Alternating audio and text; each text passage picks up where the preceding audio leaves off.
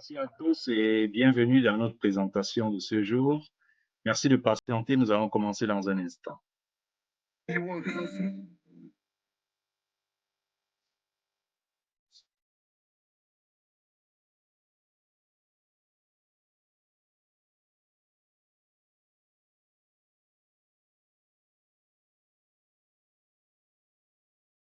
Encore une fois, mesdames, messieurs, merci de prendre votre temps de participer à cette présentation. Comme vous le voyez, votre santé est précieuse et aujourd'hui, nous allons prendre quelques minutes pour vous démontrer combien il est important de garder sain votre corps, mais aussi votre âme et aussi votre esprit. Les latins disent communément mens sana in corpore sano, qui signifie esprit sain dans un corps sain. Et nous pensons que tel devrait être notre devise, notre objectif à tous, pour essayer de nous maintenir dans un état mental, un état psychologique et un état de corps physique qui est des plus appropriés. Alors, pourquoi est-ce que nous vous avons invité ici ce soir? Avant peut-être d'aller dans le vif du sujet, permettez-moi, pour ceux qui ne me connaissent pas, de me présenter.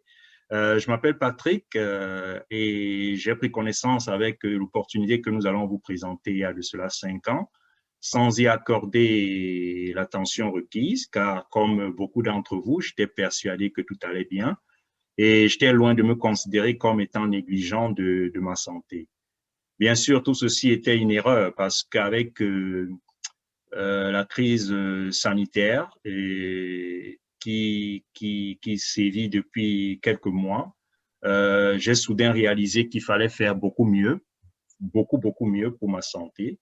Et le temps que j'accordais et puis l'importance que j'accordais à ma santé était quelque chose qu'il fallait d'une certaine manière revoir. Alors, pour ce faire, j'ai décidé de participer à un challenge parce que je me disais qu'il me fallait perdre quelques kilos superflus qui me mettaient quand même dans une position de surpoids. Et 2 semaines après, comme vous allez le voir dans le slide qui est devant vous, après 2 semaines en utilisant la méthode que nous allons vous présenter et du challenge, j'avais déjà perdu 5 kilos. Mais je vous rassure tout de suite, ce que nous allons vous présenter n'est pas réservé uniquement à des personnes qui veulent perdre du poids. C'est une méthode qui nous aide par la nutrition d'améliorer notre santé et d'une certaine manière, améliorer tous les paramètres que nous avons pour nous permettre de nous maintenir en bonne santé. Mais nous ne sommes pas ici pour parler de moi. Alors, pourquoi est-ce que nous avons invité à suivre cette présentation? C'est pour parler de notre santé, de manière générale, mais plus particulièrement de parler l'aspect nutritif que nous avons, notre nutrition, notre travail, notre vie sociale, l'impact que tout ceci a. Et nous allons vous proposer une solution, la solution que nous avons trouvée qui est assez forte parce que nous avons essayé et nous sommes sûrs que ça peut marcher, ça a marché pour nous, ça peut forcément marcher pour vous. Alors, pour parler des enjeux de santé, pour commencer, vous allez me permettre de passer la parole à plus compétent que moi en la matière. Je vais passer la main à Ornella qui va nous édifier sur quelques enjeux de santé. Ornella, je te passe la main pour que, effectivement, comme je l'ai dit tantôt, que tu nous donnes un peu un aperçu de quelques aspects de santé. À toi. Oui, merci Pat et bonjour à tous et merci d'être ici. Merci de nous écouter. Comme Pat l'a dit, je m'appelle Ornella, je suis infirmière de profession. Avant de commencer, je vais vous raconter un peu mon histoire avec cette solution. Au fait, je connais ce produit depuis à peu près 5 ans maintenant, mais je n'avais pas encore utilisé ces produits jusqu'à...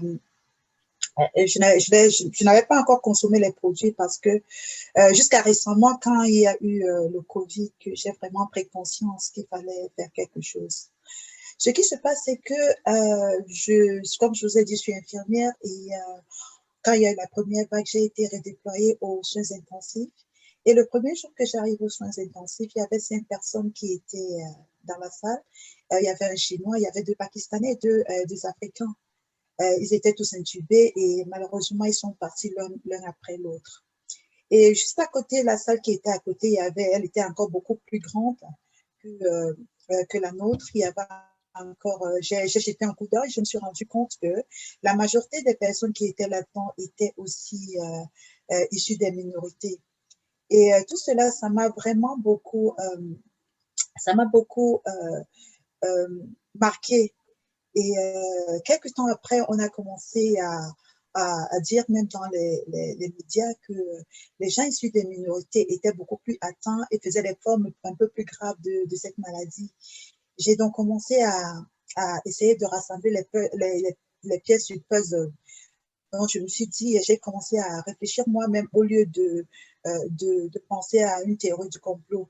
J'ai commencé à me rendre compte que tous ces gens-là avaient des comorbidités, entre autres l'hypertension, le diabète. Il y a d'autres qui étaient aussi un peu avaient le surpoids, au fait. Donc, du coup, je me suis dit, ben, au lieu d'essayer de traiter les gens, il faut peut-être essayer de travailler dès la base. Et du coup, c'est comme ça que je me suis dit qu'il faut peut-être essayer, si on essayait d'éviter ces maladies-là, entre autres, ceux dont j'ai cité tout à l'heure, le diabète et autres, on allait, ça allait aider déjà de ce côté-là. Et je m'étais dit intérieurement qu'il fallait que je change ma façon, par exemple, de m'alimenter, parce que je me suis rendu compte qu'à l'âge que j'ai actuellement, à cet âge, ma maman souffrait déjà de l'hypertension. Donc, après, il y a eu une seconde vague et on m'a encore demandé si je pouvais aller donner un coup de main aux soins intensifs. Et à cette époque-là, je me suis dit, waouh, je vais encore revivre ce que j'ai vécu la première fois. Et parallèlement, j'ai entendu qu'il y avait un challenge qui devait commencer. Donc, je me suis inscrite, j'ai dit que, OK, c'est le moment ou jamais. Donc, je me suis inscrite au challenge. Et pour moi, c'était beaucoup plus pour essayer de mieux m'alimenter et essayer d'avoir de l'énergie. Et, et voilà. Et quelques temps après, vous allez le voir, après 2 semaines, j'avais de l'énergie, vous pouvez vous rendre compte. Je pète la forme là, je fais des pompes, comme vous pouvez le voir. Et ça a carrément changé ma vie, quoi.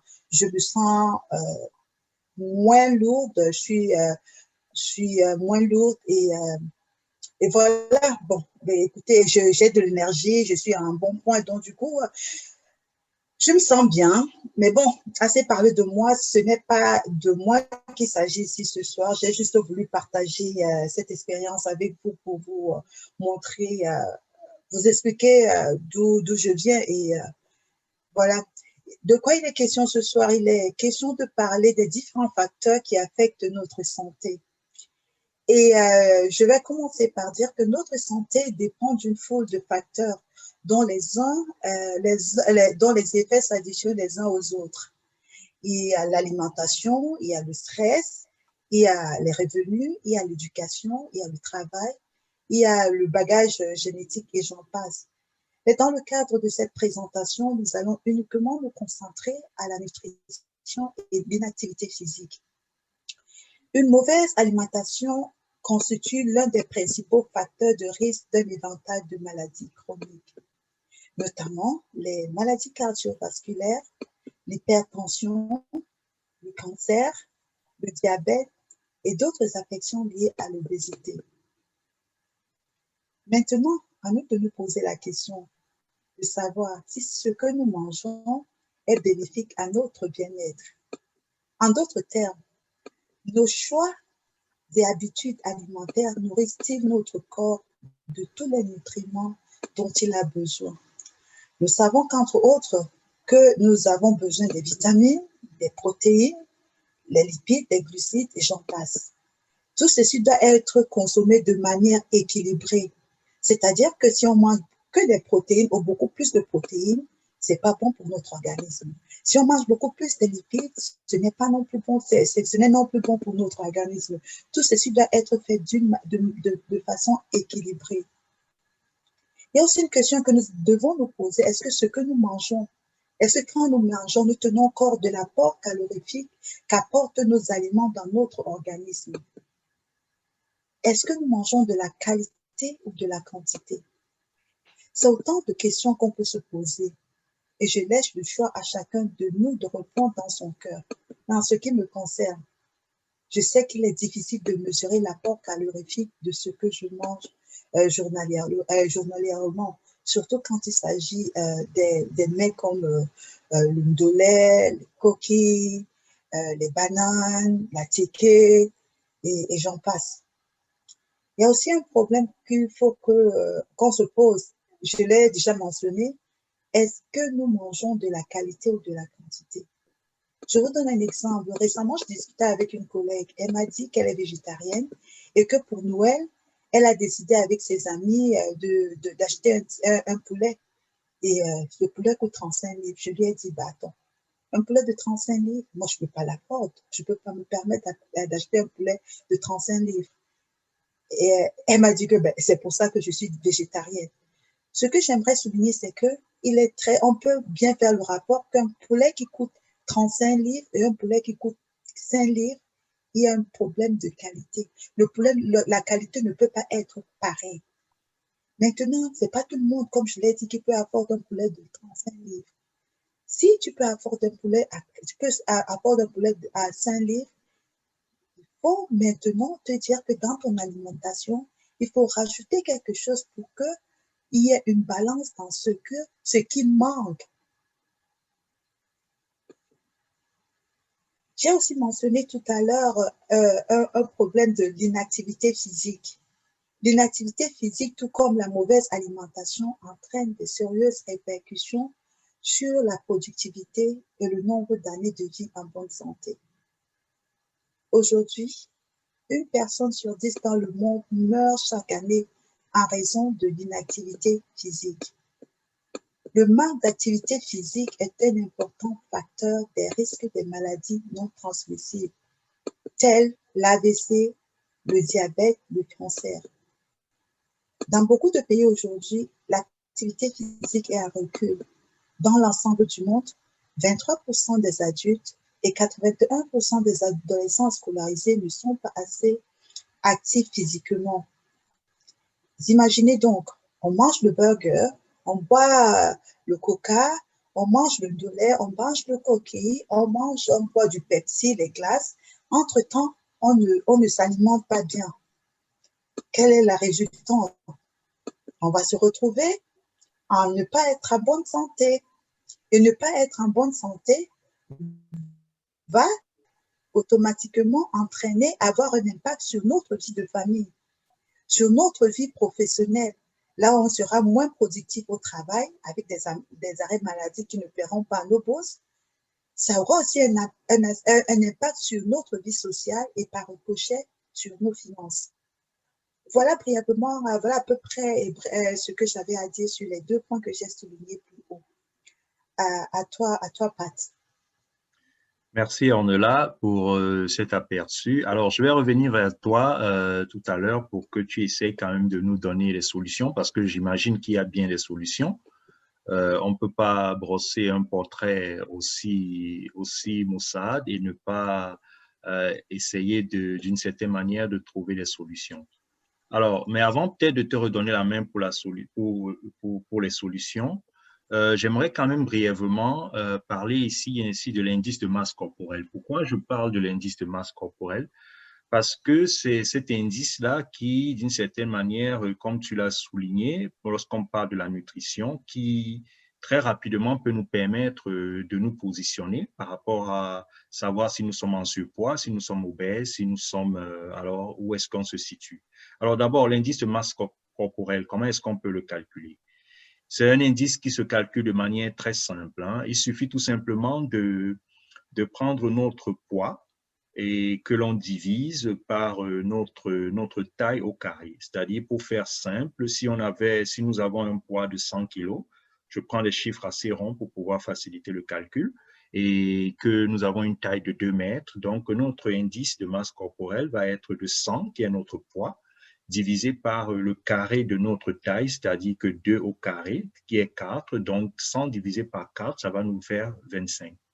Et juste pour vous donner une idée dans l'échelle, lorsqu'on est à 25, on est déjà en surpoids. Et à partir de 30, on est déjà en position d'obésité. Maintenant, ces obésités peuvent être modérées comme elles peuvent être morbides. À chacun d'essayer de s'amuser à calculer son indice corporel, son indice de masse corporelle aujourd'hui pour pouvoir se situer dans le tableau. Mais j'aimerais quand même souligner quelque chose de fondamental. L'indice de masse corporelle seul ne détermine pas si quelqu'un est en bonne santé ou il est en mauvaise santé. Parce que j'aimerais faire remarquer qu'un sportif de haut niveau qui a développé beaucoup de muscles et qui par conséquent peut être très lourd, peut se retrouver à avoir un indice de masse corporelle assez élevé, mais cela ne détermine pas qu'il est en mauvaise santé. Bien au contraire, parce qu'il est un sportif et qu'il a beaucoup plus peut-être de muscles que de gras. Il n'est certainement pas en surpoids ou obèse, même si son indice est assez élevé. Ceci étant dit, nous savons quand même que pour la majorité des personnes, cet indice permet quand même de se situer et se situer à savoir si on est à risque ou pas. Parce que dès qu'on est en situation d'obésité, alors comme on est là, l'a dit tantôt, on est exposé à être, on est un facteur de risque. Cette obésité entraîne un risque sur certaines maladies. Alors, juste pour vous donner quelques chiffres à travers le monde pour pouvoir vous permettre de savoir quelle est la tendance. En France, par exemple, en 2012, 15% de la population était considérée comme obèse. Nous ne parlons pas du surpoids, nous parlons bel et bien de l'obésité, c'est-à-dire que les personnes qui ont un indice de masse corporelle qui est à 30 ou plus. Et ce taux, en 2015, était passé de 15% à 17%. Et la projection nous dit qu'en 2030, en France, peut-être il y aura 21% de la population qui sera considérée qui sera en obésité, en situation d'obésité. Alors, les chiffres que nous allons vous présenter, évidemment, en fonction des différents instituts, peuvent varier, mais en général, la tendance est à peu près la même. Et ce que nous voulons vous montrer ici, c'est l'évolution. Et se rendre compte qu'au fil du temps, la proportion de la population qui est en obésité ne fait que s'accroître. Alors, si la situation est sérieuse en France, comme vous le constatez, regardons ce qui se passe un peu dans le Royaume-Uni. Le Royaume-Uni a environ 25% de sa population obèse. 25%, c'est-à-dire qu'un adulte sur 4 est obèse. Nous ne parlons pas du surpoids, encore une fois, je tiens à le préciser, nous parlons de l'obésité. Et plus de 62, près de 62%, exactement 62%, plus de 60% est considéré en surpoids. Comme on voit ici dans le slide, 62% overweight, donc en position de surpoids. Et les enfants ne sont pas épargnés parce que lorsque on regarde un peu ce qui se passe au niveau de nos enfants, le taux d'obésité infantile atteint cette année 2020 un taux critique de 32%. 32%, c'est énorme. Et les projections nous disent que d'ici 2030, c'est-à-dire dans exactement 10 ans, ce taux va passer de 32% à 44%. Vous imaginez que 44%, c'est presque la moitié de nos enfants qui seront en obésité. Alors, je vous laisse imaginer comment est-ce qu'ils vont grandir, les adultes qui vont grandir, qui vont devenir avec ce taux qui est alarmant à mon avis. Alors, si nous regardons un peu la situation dans le monde, je n'ai pris que ces exemples-là pour essayer de vous illustrer. Et dans le monde en général, nous voyons qu'en 2014, près de 15%, pour être précis, 14,9% de la population était obèse. Et il est projeté qu'en 2025, c'est-à-dire dans 5 ans, ce taux va passer à 21%. Donc, vous voyez que 21% d'ici, dans 5 ans, ceci appelle à l'action. Ceci appelle à l'action, pourquoi? Parce que ces chiffres ne sont pas que des chiffres abstraits. Ces chiffres que nous voyons là, c'est vous, c'est moi, ce sont nos enfants, c'est nous tous. Donc, il est vraiment temps de prendre conscience du fait que il faut absolument faire quelque chose. Il faut faire quelque chose parce que ce n'est pas sans incidence si nous ne faisons pas ce qui est requis, si nous n'essayons pas de nous remettre dans la proportion de ceux qui ont la bonne statistique. Alors, une fois que ceci est dit, je vais maintenant essayer de repasser, pas essayer, je vais redonner la main à Ornella, qui va essayer de nous donner quelques axes d'amélioration pour nous permettre de voir de manière concrète ce que nous pouvons faire pour évidemment remédier à cette situation. Alors, Ornella, je vais te redonner la main pour que tu nous brosses un peu le tableau de ce que nous devons faire, ou plutôt de ce que nous pouvons améliorer dans notre vie de tous les jours pour pouvoir évidemment remédier à cette situation assez morose. À toi, Ornella. Oui, merci Pat de m'avoir passé la parole. La bonne nouvelle, c'est qu'il n'est jamais trop tard. On peut toujours faire quelque chose. Et les axes d'amélioration dont nous allons parler vont concerner l'alimentation et une alimentation saine et des activités physiques. Tout d'abord, une alimentation saine commence par une bonne hydratation. L'eau joue un rôle fondamental pour notre état général, car elle assure le transit des substances dissoutes indispensables aux cellules humaines. L'eau permet aussi l'utilisation des déchets métaboliques qui nous aident à maintenir une température constante à l'intérieur de notre corps. Mais il y a bien d'autres choses vitales que l'eau nous apporte. Quand je demande souvent aux gens, est-ce que vous buvez assez d'eau? La plupart du temps, je dis, oui, je bois assez d'eau. Je dis, à peu près combien de litres? Je dis, je ne sais pas, mais peut-être 1 litre. Je me dis, oui. Et je me dis, attends, tu pèses combien de kilos? Je dis, attends. Il est conseillé que pour quelqu'un qui pèse 30 kilos, il lui faut minimum 1 litre d'eau par jour. Donc, ça veut dire que si tu as 60 kilos, il te faut minimum 2 litres d'eau par jour. Je pense que le reste, nous pouvons nous-mêmes calculer. Bon, c'est ce qu'on recommande à l'hôpital, mais maintenant, si vous avez des problèmes de rétention d'eau, de suffisance cardiaque, c'est à ce moment qu'on vous demande souvent de limiter votre apport d'eau dans la journée. Mais sinon, comme je l'ai dit, 30 litres d'eau, 1 litre d'eau. 30 kilos, 1 litre d'eau. Autant pour moi. Et la deuxième chose, c'est qu'il faut que nous mangeons des fruits et des légumes. Ça, on l'entend, je pense que tout le monde l'a déjà entendu. Ben, maintenant, est-ce qu'on mange vraiment des fruits et des légumes? C'est à chacun de répondre. Je ne suis pas là pour juger qui que ce soit. Il faut aussi que nous pensions à manger des bonnes graisses. On a toujours pensé que manger du gras n'est pas bon pour notre corps. Mais c'est une conviction qu'il nous faut revoir. Certes, manger des graisses saturées en quantité a des effets dévastateurs sur le corps. Mais il y a les graisses insaturées qu'on appelle communément des bonnes graisses qui sont essentielles pour notre organisme car elles sont une source d'oméga 3 et d'oméga 6. Elles comblent un grand nombre de besoins journaliers recommandés. Par exemple, je vais vous donner des exemples. On a de l'huile végétale, on a les noix, on a les graines, on a les avocats, on a du saumon, on a de la truite, le maquereau, les sardines et j'en passe. Il faut aussi varier nos aliments et limiter les sucres industriels. Ça, je vais le répéter, il faut éliminer les sucres industriels. C'est vraiment néfaste à notre santé. Il est plutôt recommandé de consommer des sucres naturels comme du miel, le sirop d'érable par exemple.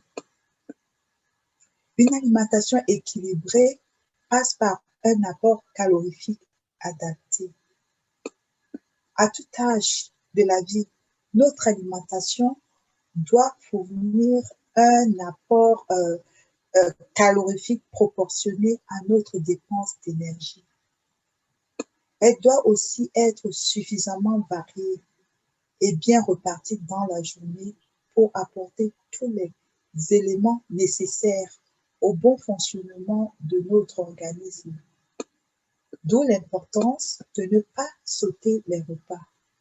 Moi, j'en faisais partie. Jusqu'à récemment, je sautais les repas. Pour moi, je me disais, je n'ai pas faim. Faut pas que si je n'ai pas faim, je ne suis pas obligée de manger, mais c'est archi faux. En ce qui concerne les activités physiques, il est conseillé que pour toute activité physique, il est conseillé que pour toute tranche d'âge, une quantité minimale d'activité physique. Les personnes sédentaires devraient commencer d'abord par pratiquer une activité physique pendant un court laps de temps, tous les jours, puis augmenter progressivement. Vaudrait mieux une quantité minimale d'exercice que pas d'exercice du tout. Je regardais sur les diaspos qui sont là du côté gauche. J'ai donné un exemple d'une assiette équilibrée. Vous pouvez voir que notre assiette équilibrée doit comporter des protéines, un apport en légumes et un apport en féculents. Et je tiens à noter que l'apport en légumes doit constituer les 2/3 de notre assiette. Donc, ça veut dire que les féculents et les protéines doivent constituer le tiers. Du côté droit, en haut, c'est juste des exemples que j'ai voulu montrer des apports calorifiques des aliments que nous consommons régulièrement. 100 grammes de thon, c'est par exemple que ça fait 285 kilocalories. 100 grammes de beurre, c'est 760 kilocalories. Et vous pouvez lire le thon, 100 grammes de thon, on est à 175 kilocalories et j'en passe. Plus bas, c'est juste, j'ai un petit tableau un peu plus bas, je voulais juste que chacun essaie un peu de se situer. C'est en ce qui concerne le nombre de kilocalories qu'il nous faut par jour. Pour un homme sédentaire, il nous faut 2100 calories par jour. Pour une femme, on sait que c'est 1800 calories par jour. Pour qu'un homme qui pratique les activités physiques modérées, il est conseillé d'avoir 2500 à 2700 kilocalories par jour. Et pour la femme, c'est 2000 kilocalories par jour. Maintenant, pour un homme sportif, c'est de 3000 à 3500 calories par jour. Et pour la femme, c'est de 2400 à 2800 kilocalories par jour. Je sais que ce n'est pas facile car pour certains, il peut y avoir un facteur financier. Mais encore une bonne nouvelle, c'est que chacun peut faire à son niveau pour améliorer son alimentation et augmenter des années de vie en bonne santé. Voilà à peu près ce que j'avais à dire en ce qui concerne les axes d'amélioration. Je vais maintenant passer la parole à Isabelle qui va nous parler d'une des solutions pour améliorer notre santé. À toi, Isabelle. Merci, Ornella, de me donner la parole. Merci à tout le monde pour la présence. Pour ceux qui ne me connaissent pas, je suis Isabelle, je suis maman de 2 enfants. Je tombe sur cette opportunité il y a 5 ans. J'étais à une période assez difficile, toujours en train de courir entre 2 boulots. Je ne m'alimentais pas normalement. Le petit déjeuner alors ne faisait pas partie de mon quotidien, voire n'en parlons pas. Je tombe donc sur la personne qui m'introduit à cette opportunité et tout doucement, je commence à faire quelques modifications dans mes habitudes. En un laps de temps, je perds 2 tailles de vêtements, je gagne 5 kilos de masse musculaire et mon énergie est juste incroyable. Surtout, ce que les photos ne disent pas, c'est ma transformation en tant que personne, l'état d'esprit. Le fait d'être entouré de personnes positives, ambitieuses, c'est juste incroyable. Mais aujourd'hui, il ne s'agit pas de moi.